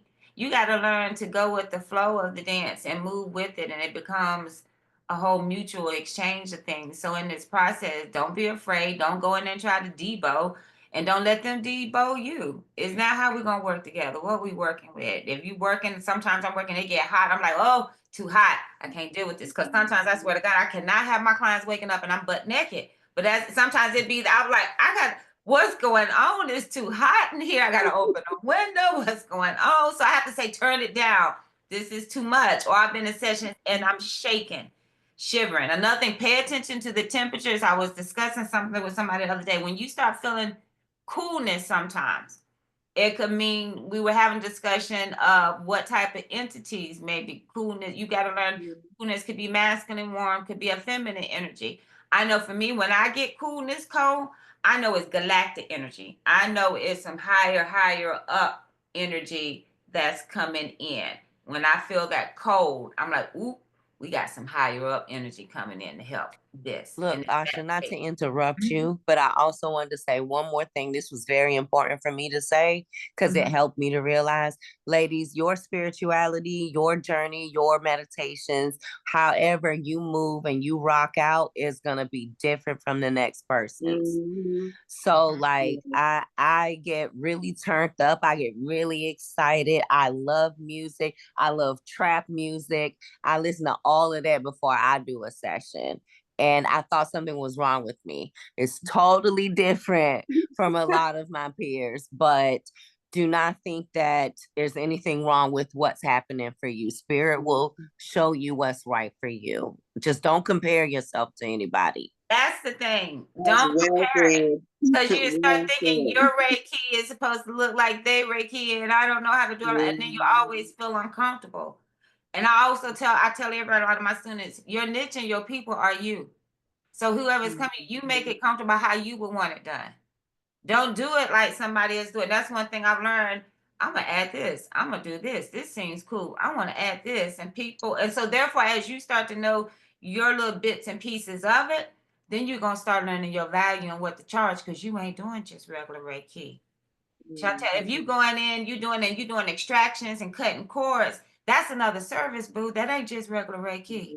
Now you're playing around with it to see what's coming up. Like I said, I know it's family and friends, and you notice it. But once you get into it and realize, oh, it's some people you're just doing basic energy Reiki on, and there's some people it's something deeper. So eventually you're going to be able to control it when you're doing the session. You may do Reiki, but then you may need to tell them, okay, they need to come back so we can really do work. Because sometimes you can do a session and it may be 2 hours. They pay for 1 hour, not your 2 hours of time and work. Now we can't command how spirit work and how long it takes, but eventually you're going to start to realize even having consultations with your clients before you even do the Reiki can help you understand the work is needed, which is also going to let them know you serious. You may say, if you're my first client, I need to do a 30-minute session on you. You need to have a conversation. What's been going on? What's going on with your body? How you been feeling? Da da da. And then you may need to go into meditation for them to give you the prescription plan or the treatment plan, not you. That's when they may say they need an extraction or they got cords they need to cut. You need to go in and do that. So when you go into it, you can go into it prepared, and you can make sure that that energy exchange is an equitable exchange for you being sweat and tired and drained because you didn't pull entities off and fought with them trying to fight you because they mad you pulling off for your 1 hour session. Nah, this is where you got to start knowing when you're doing Reiki and when you're doing some real shamanic healing and clearing work. Those are difference in prices after you gauge it. Because sometimes if I know I'm doing clearing work on certain people, I'm asking another practitioner to come with me. Because sometimes if I'm pulling and clearing, I don't need nothing jumping on me trying to get me because I'm clearing it. Then I need somebody else in on it to help me do an extraction or whatever it may, if it's more serious. So this is where you start knowing what you're getting into, what you're not, knowing the feeling when you're feeling drained. And this is why I say use the group and ask. No question is a dumb question. If you ever had an experience and it scares the hell out of you, you don't know put it in a group. I guarantee you somebody has had the same experience or had it and didn't want to say nothing either. Like Kiana was saying, I thought something was wrong with me. No, if that's what gets you hyped to get your chi going, and who said, why is it wrong? So put these questions out there because now as we stepping up to a higher level, you got to make sure you're grounded and flowing. So one more thing before I close out. So this is why I love how energy flow, and I love Lawrence. So the shaman's journey to Mexico. I've been meditating on it because I've been getting ready. I was trying to put down the money. I was going to lock down the location. And in my spirit, I was just hesitant. So I sent the place that I wanted to Lawrence. He never responded to me. And I was getting mad. So when I finally talked to him, I said, Lawrence, did you get the thing I sent about the Airbnb? And he was like, yeah. He said, but honey, I don't know if y'all know. He said, honey, I don't know if our asses need to be over there with this climate change in Mexico. And I was like, you know what? I was thinking about the same shit. I didn't know if I needed to be in Mexico right now as a hot area. So I think we're going to pause on actually going to Mexico, but we're still doing the shaman's journey. We're looking into, for some of us, going back to Edisto Allen Hilton Head and him wanting to take us to the Ayotunda village, which is an African ancestral village. So going back to that area by the water and going to that village, and wants us to do more connecting with our local ancestors on this soul and doing some healing work. So for those who weren't feeling really wanting to go out the country, and if you hadn't even had your passport right now, ain't no telling if you're gonna get it anytime soon, because that's kind of been put on, I'm not gonna hold, but we don't know what they got going on with the federal government. So within that, since we are going to be more close and local, I will let you know we're going to configure some of the prices on that retreat once we narrow down where it's going to be. So if you were not at the point of wanting to make it to Mexico, we're going to come local this time until the climate. So to me, it was another confirmation. Sometimes when another tribe member feels this and feels that, and I said, if you're an Oracle and Syrian, you getting that and I'm getting that, we stand our asses right here for right now on this aspect until these planes stop jumping out of the sky. Even though we can't be in fear, things gonna happen, but we can also be cautious. And that's why we all have these gifts. So that's when we have to speak what we feel and not hold on to it. And it could have been a thing like, oh, I want to go so bad, I'm gonna go, but I'm really not feeling we should go. Sometimes you need to speak what you're feeling, because that's what somebody else need to hear, to say, well, you know what? I was getting the same thing, but I didn't want to say anything. But if 3 out of 7 are feeling the same thing, somebody need to listen. So this is where you got to start trusting and communication, because we may need to hear, don't you go nowhere. And we want to say, I need to go here. I want to go. Don't you go nowhere. Sometimes you got to hear that voice. And it may not make sense, but you got to trust. And that's how we got to maneuver at this time, because it's going to be so much not making sense. And that's why I say at this point in time, everybody just get your popcorn. Don't get into the world stuff. Get your popcorn and sit back and look at everybody killing each other off. And we gonna sit and we gonna be back looking at look at that. And when it's all over, we're gonna be like, all right, y'all ready? We gotta go clean this up and get back for this new world. That's what's going on. Don't get caught up in the division of none of this stuff going on. And when you start feeling heavy about the world, oh, I'm so heavy, people going through this. I'm gonna tell you, like I told somebody, take off the damn coat. We working through the layers. You are choosing to put that coat on and wear it. You ain't got to wear that coat. Just sit over here, be quiet, eat your popcorn, and we're spiritual warriors. We ain't got to be caught up in everything now. We sit from the outside and put our energy, and just as powerful than being on the inside. That's how this new world is. Yes, Kim, I did a closing prayer. Yeah, I'm sorry. I know you finna close, but you stopped. Kiana came in and gave that wonderful information, and you stopped and talking about the entities and the changing in the temperatures, and the baby who is extracting needs to hear that. I need her to hear that. It's very important that she knows what to extract and what to just calm, because you can't extract everything the first time you feel it. And that's when it's the sessions. And we'll talk more about that, because I think that's where we need to come together with that. And that's where even more the beauty of those who come from the church and did a lot of that work, that think because they're not in the church, they can't do it. But even though you're not in church, we need you. I know, and that was like in the session, I had a client on the table, and I can tell it was some stuff that need to be cleared. I'm not the cord cutter. I could do it, but I looked at her and gave her my tool and said, hey, cut these cords. And she went over there and went in the tongue and did what she did. So it's also, that's why I said, I know when I can cut some cords, and I said, oh, this is deeper. I need help, or I need somebody else. And this is where also, just because once you guys get to know each other and you know everybody's gifts and what people can do and what they're good at, even if you're there physically doing the session, you can call them in. They can be there virtual. Like I tell, sometimes I'm in half of y'all sessions because y'all are all extensions. And that's when I'll call you and say, hey, what's going on? How you know? I felt you. I was there. So sometimes you can still bring in another peer to assist you in whatever you're doing too. Because some of you may even have the gifts to do spiritual surgeries. I'm feeling somebody in here know how to do spiritual surgeries. You just not trusting it yet. I know. I see you up there. Sure. For sure. I know. But some of you got that ability. So as this time, we'll go into that. And hopefully when you guys even come in March, for the solstice, we're going to do a little bit more plant medicine, allow you to start practicing on each other. So if it is some group healing sessions or you need help pulling some stuff off of you, part of that when you come in March, we're going to indulge in some plant medicine to help clear you off. And that was one thing we didn't do with the last shamanic group. It wasn't until the end, but midway is where I want to start teaching you more about the plant medicine and how to use it to help you clear, or you may even choose to do it before your Reiki sessions. Sometimes my clients, I do high pay before I do Reiki, and them be the best sessions at that point in time. So, all right, we're closing up. We'll take a moment just to details on what in March. I will send that out, Chantel. Yes, I'm getting it finalized now, and I'll be sending it out the exact times and date. And for all you guys that are coming in, I had talked about just instead of you trying to find a hotel or something, doing an Airbnb and everybody stay in one location for those who come from out of town. So I found this real cute, inexpensive place that I'm gonna look at too, and let you guys know for that one, and then give you the adjustments for South Carolina if anybody want to attend that. And if you don't want to attend, you say, I want to pay my money to go to Mexico, I need my money back. You got to write that. I'm telling you, Spirit told me not this time, don't put no deposits yet.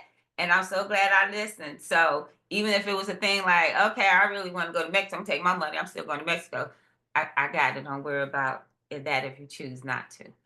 All right, so let's get grounded and let's close our eyes as we come into closing this circle. And allow you to take a nice deep breath in, feeling the energy of the sacred space, releasing.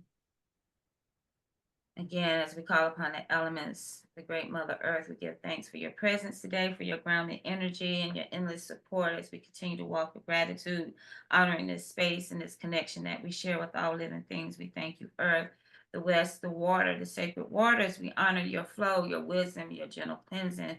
Continue to allow us to move in ease and trust in our intuition and the healing. Thank you, water. South, the fire, the flame of transformation. We thank you for your strength, your passion, and your light, and carry the warmth within us as we walk with courage and purpose. Thank you, fire. The east and the air, winds of the east, we give thanks.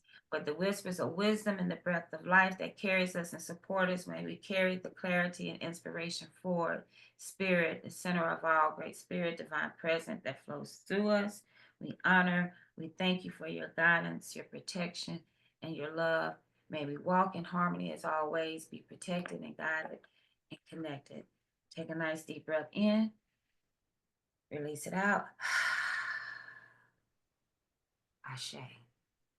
Thank you guys for your time and presence, and hope to see all of y'all the week after next. That session will be recorded as well if you're not able to make it. And again, if you're not in the Facebook group and in that shamans group, I think I sent invites. If you didn't get the invite, let me know and I'll send it again to you. Because if I'm not personal Facebook friends with you, I don't think I was able to. So if we're not personal Facebook friends, friend me. So then I can add you to the shamans Facebook group. And other than that, start getting with each other, connect. I know I sent a group email, but sometimes just pull out somebody in the group to say, hey, let's do an energy exchange. So you can start getting used to flowing with people and practicing without feeling like you're doing something weird, but just to practice on sessions. Let's put something in the box. Thank you. Okay. So other than that, that is it. I love y'all. Y'all be safe, be bright, be protected, and be grounded until the next time. I'll see you. Thank you. Bye-bye. Asha, stay on here. Yes.